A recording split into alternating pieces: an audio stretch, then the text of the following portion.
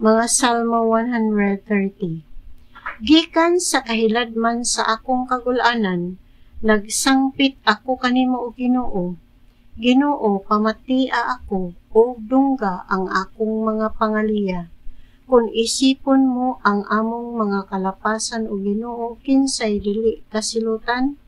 Apan gipasaylo mo kami, aron magtahod gayud kami kanimo. Naghulat ako nga mahinangpon sa panabang sa Ginoo, o misalig ako sa iyang pulong. Naghulat ako sa Ginoo, labaw pa hinangpon kay sa mga magbalantay nga nagpaabot sa kabuntagon. Oo, labaw pa gayud hinangpon kay sa mga magbalantay nga nagpaabot sa kabuntagon. Israel, salig sa Ginoo, kay ang iyang gugma walay paglubad, ug andam siya kanunay sa pagluwas.